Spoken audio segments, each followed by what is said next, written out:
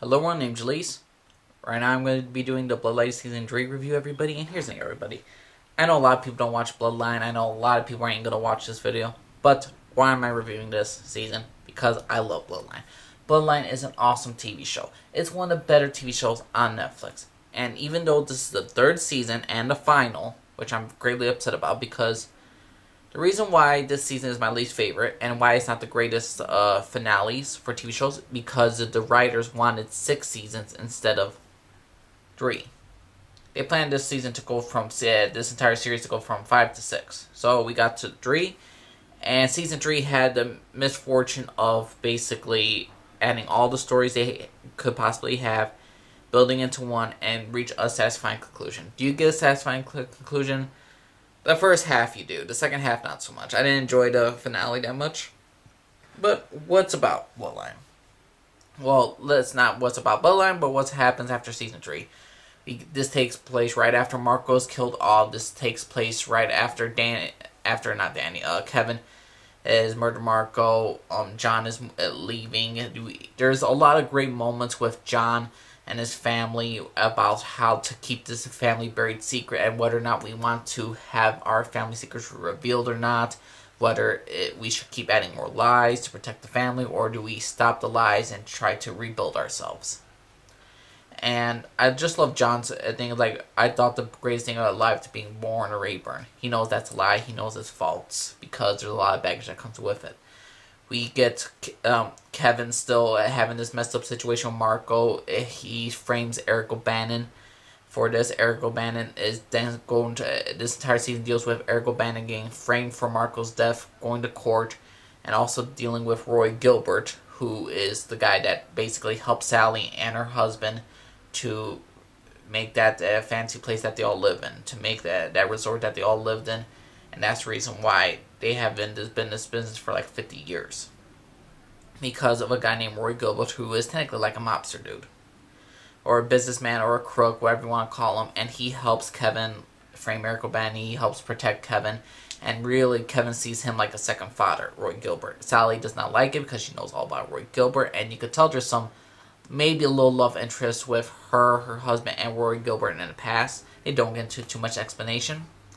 Sad to say, I believe they could have done a great job with the storyline. It's just, again, third season, final season, they have to rush it. Meg is distraught over the loss of Marco. Really, they did the best thing with her character this season. Her being depressed about what happened to Marco.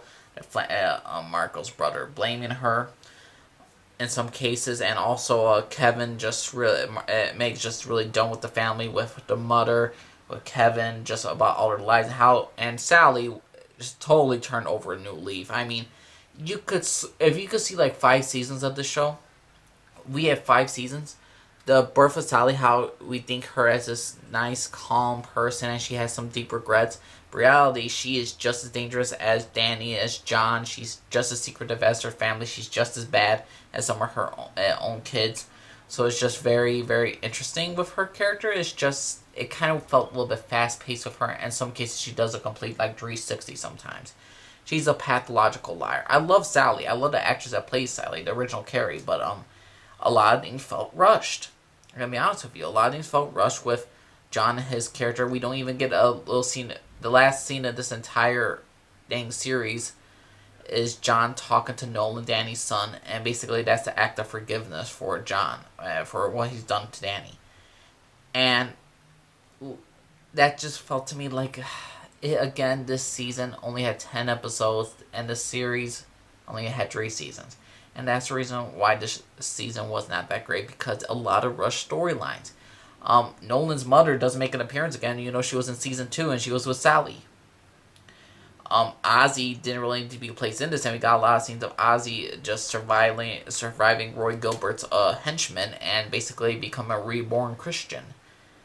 And how he goes out was just like, that's how he's going to go out, then you should have just killed him off instantly. I mean, they spent a lot of time with him.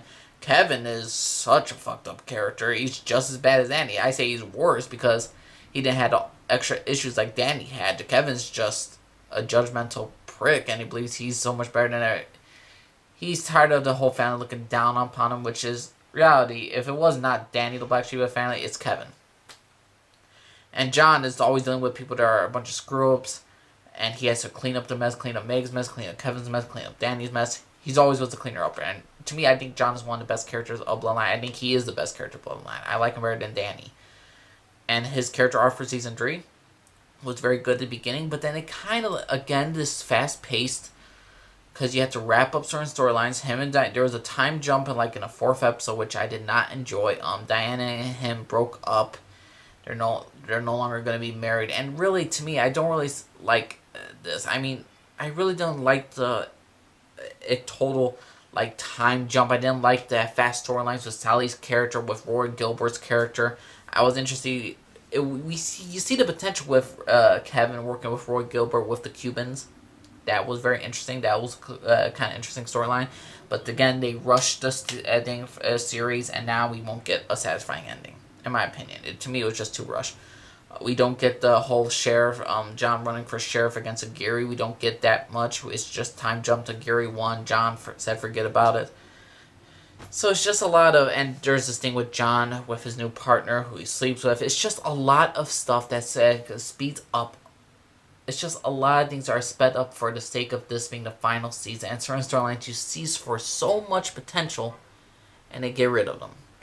So Bloodline Season 3, I'm gonna give a B+. They did a great job for what they had to make work with, and they did a great job with it. But I'm not a big fan of the final 3 episodes, not at all. Not that much. I think they could have done it better directed and better written done. But overall, you see the potential. And safe to say, truth be told, I'm not a big fan of the finale of this series. And again, truth be told, Season 3 was just. If this is the way that Netflix was gonna do, then don't even say 3 seasons. Don't even give us 3 seasons. Just. If you're not going to give us the full 5 seasons to flesh out these stories and these characters out a little bit more, then just end it on Season 1. Season 1 was a great season. I gave that like an A. Season 2, A-. Season 3, a B+.